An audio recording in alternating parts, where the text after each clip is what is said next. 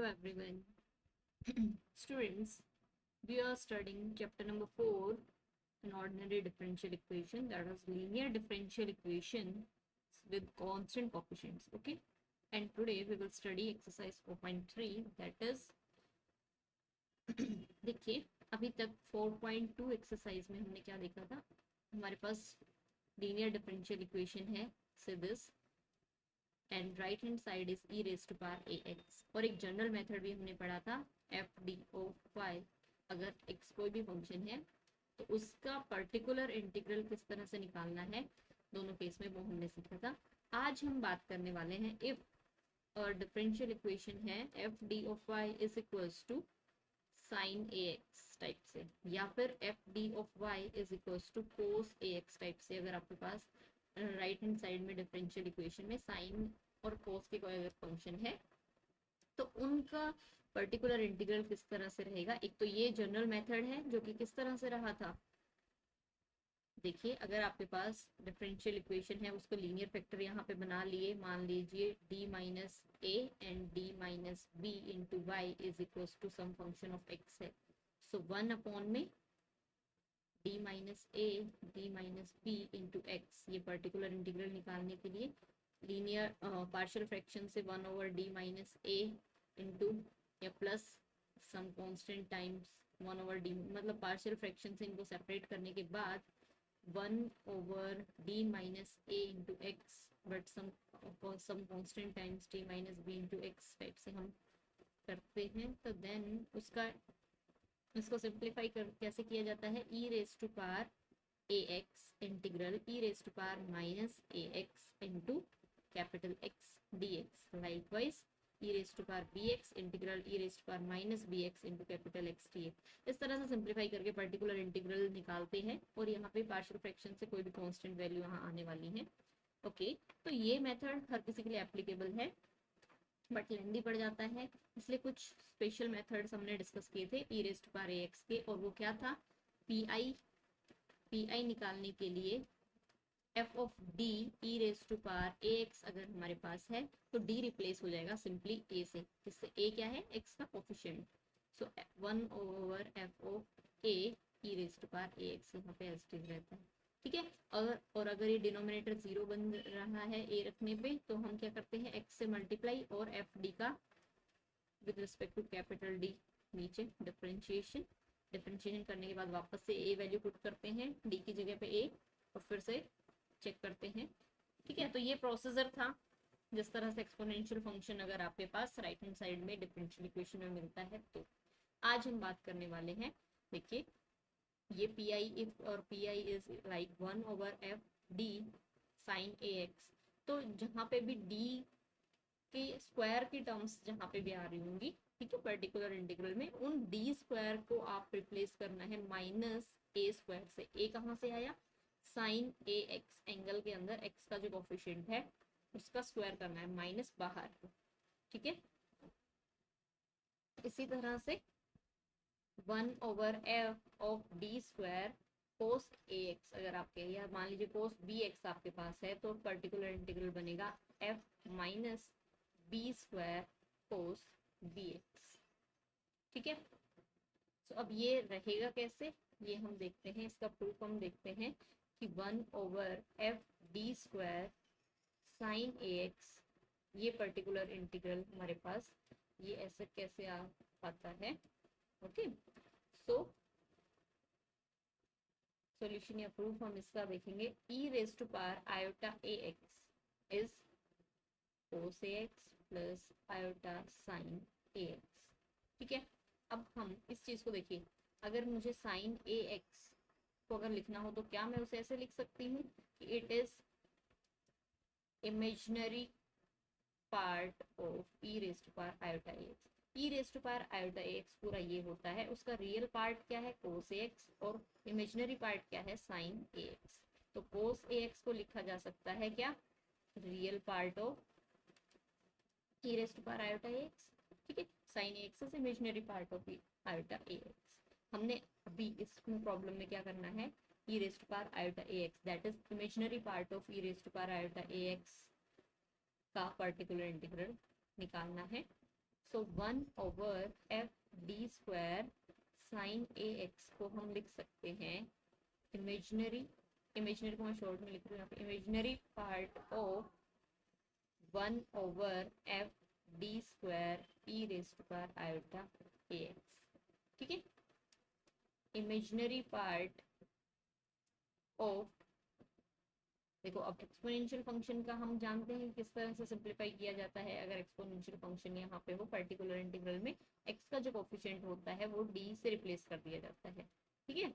तो d की value हो गई यहाँ पे आयोटा a, और उसका स्क्वायर करना है। तो this is imaginary part of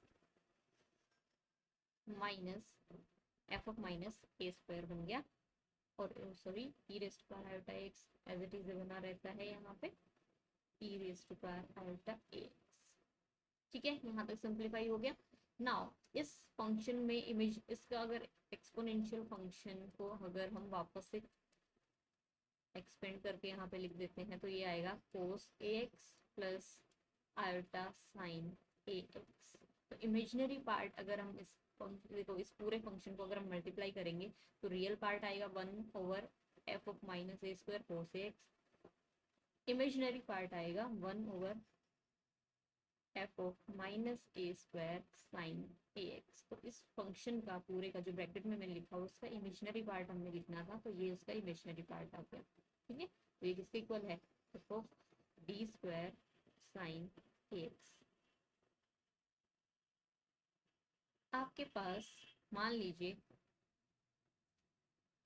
okay, और अगर यहाँ पे एक चीज यहाँ और मैं बता दूं, ये तो आपने 1/f(d²) साइन ax का किया। अगर cos ax की अगर वैल्यू आपने पता करनी होती तो आप यहाँ इमेजिनरी पार्ट नहीं, यहाँ पे क्या लेके चलते, real part of 1/f(d² e rest power iota ax, ठीक है। इसी तरह से सिंप्लीफाई करते, बट अब रियल पार्ट कितना आता, 1/f of minus a² cos ax, यहाँ से ये वाला पार्ट, ठीक है। तो दोनों केस में क्या होता है, साइन ax हो या cos ax हो, d² वाली टर्म्स, d वाली टर्म नहीं बोल रही हूँ मैं, सिर्फ d² वाली टर्म्स माइनस a² से रिप्लेस होंगे, ओके। अब एक केस क्या बन सकता है कि जब f ऑफ माइनस a² आप करें और वो 0 बन जाए डिनोमिनेटर वहां पे, तो केस ऑफ फेल्योर होता है, उसे कहते हैं केस ऑफ फेल्योर। बिकॉज ये जो हमने बात की थी, दिस इज ट्रू व्हेन, देखिए this is true when this denominator, ये जो टर्म है ये 0 ना बन रही हो। अगर किसी केस में ये 0 बन जाती है तो उस केस में कैसे सिंप्लीफाई करेंगे, कैसे हम अपना पीआई निकालेंगे वो हम देखते हैं। केस ऑफ फेल्योर कब है, if f of minus a² 0 बन जाता है, देन 1/f(d² साइन ax की वैल्यू कितनी आ जाएगी, अगेन x से मल्टीप्लाई करना है और डिफरेंशिएशन करना है किसका, f of d² sine ax as it is रहेगा। इसी तरह से अगर साइन ax की जगह cos ax भी होता तो सेम ही, मतलब केस ऑफ फेलियर सेम है।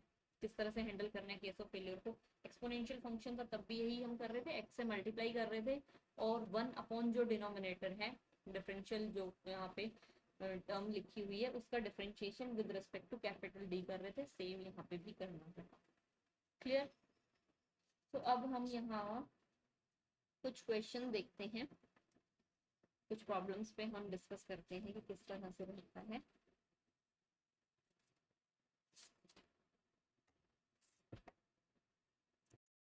एक्सरसाइज 4.3 क्वेश्चन नंबर फर्स्ट में फोर्थ पार्ट है, d raised to power 4 minus 1 into y is equal to sine 2x।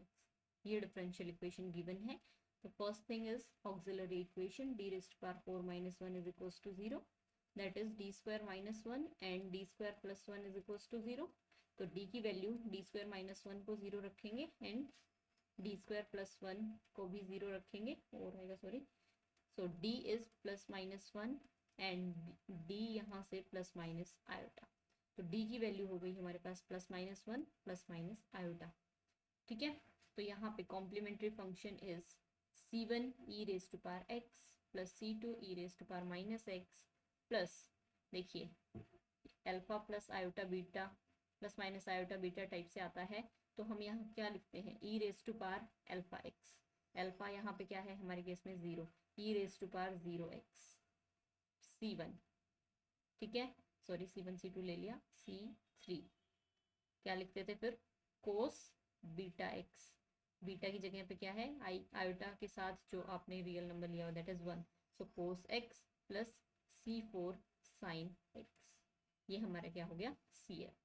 अब PI की बात करनी है, PI is 1/d raise to power 4 minus 1 into sine 2x।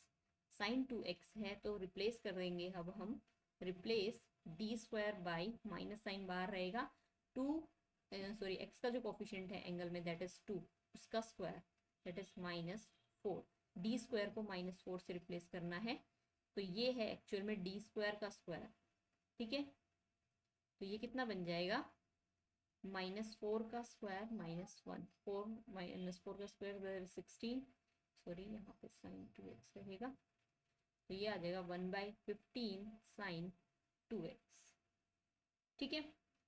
So complete solution that is by CF plus PI is C1 e raised to power x, C2 e raised to power minus x plus e raised to power 0x is 1, सो ये होगा C3 cos x plus C4 sin x plus 1/15 sin 2x, ये हमारा solution हो गया given differential equation का।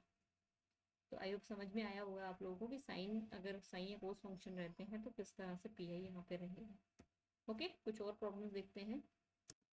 Question number 3 second part, d raise to power 4y upon dx raise to power 4 minus m4y is equals to sine mx, ठीक है।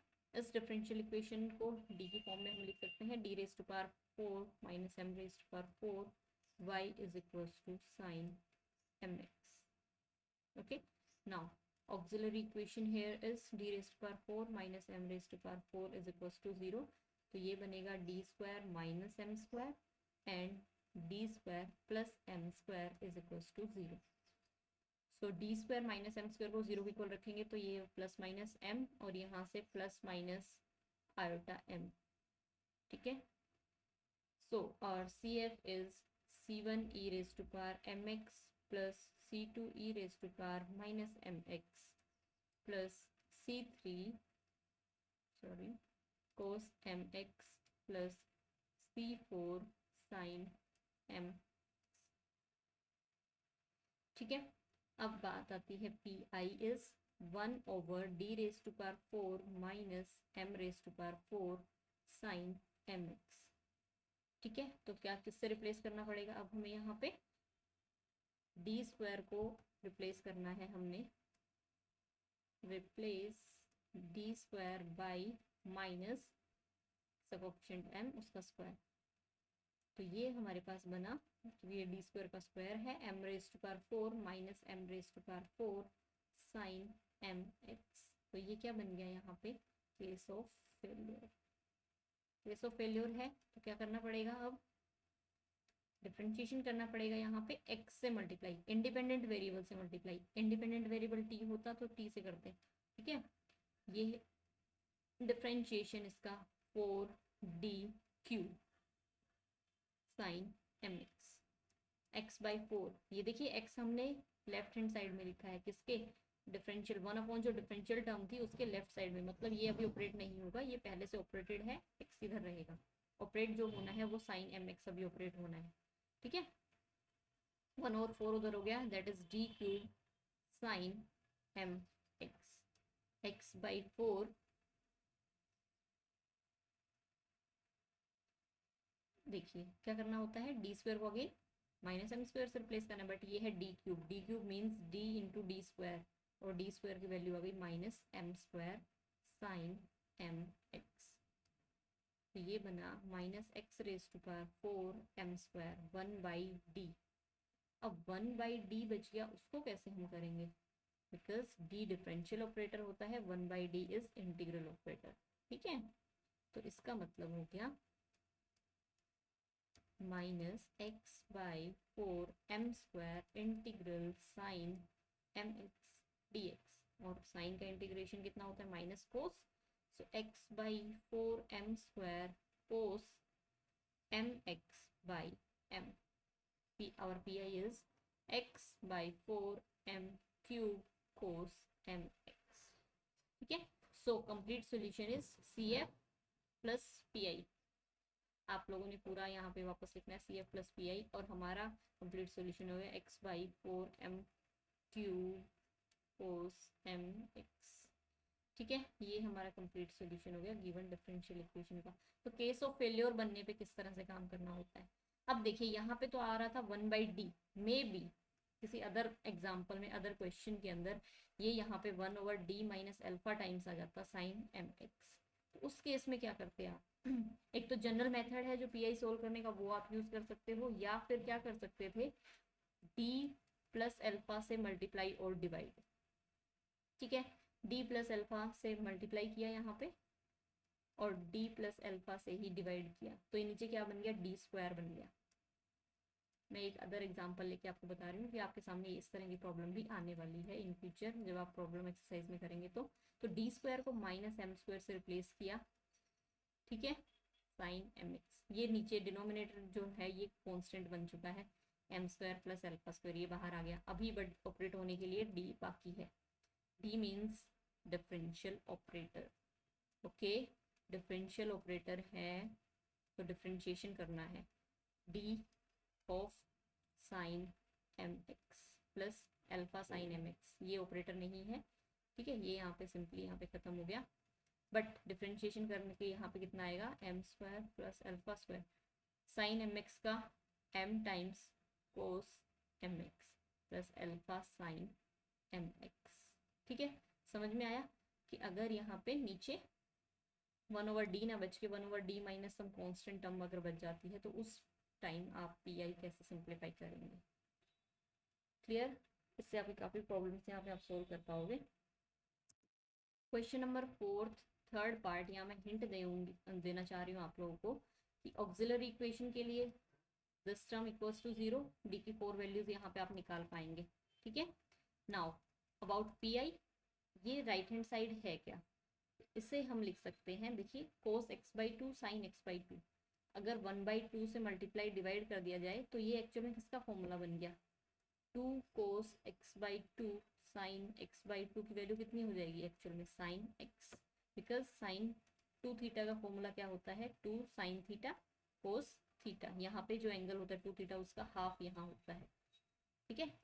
तो इसी तरह से ये इसे आप लिख पाएंगे 1/2, PI में आपके पास आएगा d² plus 1 d² plus 4, okay, और ये है 1/2, 1/2 मैंने पहले से कॉमन है क्योंकि कांस्टेंट है, सॉरी वो मैंने बाहर ले लिया, ये बनेगा साइन x, इस पे अप्लाई करना है आपने, d² की कितनी -1² वैल्यू, मतलब -1 वैल्यू आपने d² पे यहाँ पुट करनी है क्योंकि ये 0 बन रहा है, ठीक है, x से मल्टीप्लाई करना पड़ेगा, क्लियर। तो इस तरह से सिंप्लीफाई करना है फोर्थ क्वेश्चन में ऑलमोस्ट सारे पार्ट इसी तरह से हैं। नेक्स्ट देखते हैं problem number 7, that is d² x by dt² plus b² x is equals to k times cos bt। Initial condition भी गिवन है, एंड इनिशियल कंडीशन में क्या है, गिवन दैट x 0 है जब t 0 है तो, एंड dx बाय dt जब t 0 पे इसकी वैल्यू भी 0 है, ठीक है। आई होप ये भी क्वेश्चन यहाँ पे सिंपल है। ऑक्सिलरी इक्वेशन इज, सबसे पहले इसको अगर सिंप्लीफाई d की फॉर्म में लिखना चाहें तो d² plus b² into x is equals to k cos pt। जो ध्यान देने वाली बात ये रहेगी, इंडिपेंडेंट वेरिएबल है वो t है, dependent is x। Auxiliary equation d² plus b² equals to 0, d is plus minus b iota, ठीक है। सो CF आप लिख पाएंगे यहाँ पे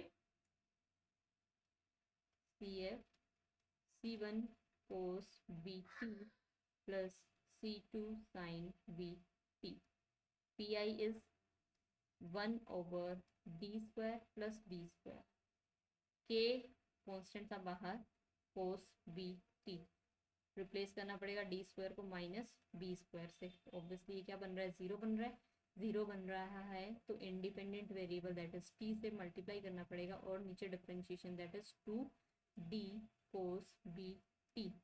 तो ये बन गया kt/2 integral cos bt dt kt/2b sin bt। ठीक है। सो और complete solution, sorry not y x, और वो इन टर्म्स ऑफ t है ना, independent variable x of t is c1 cos bt plus c2 sin bt kt/2 b sin bt। ठीक है। अब इनिशियल कंडीशन हमने यूज करनी है 0, t की वैल्यू जब 0 है तो x की वैल्यू 0 आनी चाहिए और एक बार x का डिफरेंशिएशन भी करना पड़ेगा, तब हम सेकंड कंडीशन लगा पाएंगे। तो फर्स्ट इनिशियल कंडीशन हम यूज कर लेते हैं, t को 0 पुट कीजिए तो x की वैल्यू 0 है, cos 0 इज 1, sin 0 पे 0 होता है। इसी तरह t को जब 0 रखेंगे तो ये पूरी टर्म 0 बन जाएगी, तो this will imply that c1 की वैल्यू 0 आ गई। नेक्स्ट dx/dt, t के रिस्पेक्ट में differentiation minus c1b sin bt plus c2b cos bt plus k/2 भी कांस्टेंट है, t sin bt यहाँ पे u इंटू बी लगेगा, 2b t का 1 sin bt plus t into B cos bt। Okay.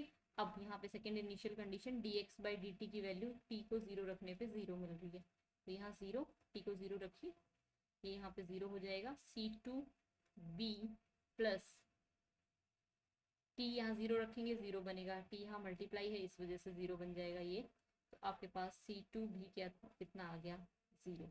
तो ये जो इक्वेशन थी जो कि हमारे पास कंप्लीट सॉल्यूशन था विद 2 आर्बिट्रेरी कांस्टेंट, वो इनिशियल कंडीशन लगाने के बाद किसमें c1 c2 दोनों की वैल्यू 0 रखने पे हमारे पास सॉल्यूशन आया kt/2b sin bt। ये हमारा रिक्वायर्ड आंसर हो गया। तो इस तरह से एक्सरसाइज 4.3 जो सिंपल है, बट ये जरूर ध्यान रखना है d² की जगह पे माइनस अंदर नहीं होना चाहिए, माइनस बाहर होगा। देन अगर साइन 5x है तो -5 का स्क्वायर होगा, ना कि माइनस बाहर रहेगा देन 5 का स्क्वायर। ओके, इस चीज़ का जरूर ध्यान रखना है। तो एक्सरसाइज आपको कंप्लीट करनी है। Thank you.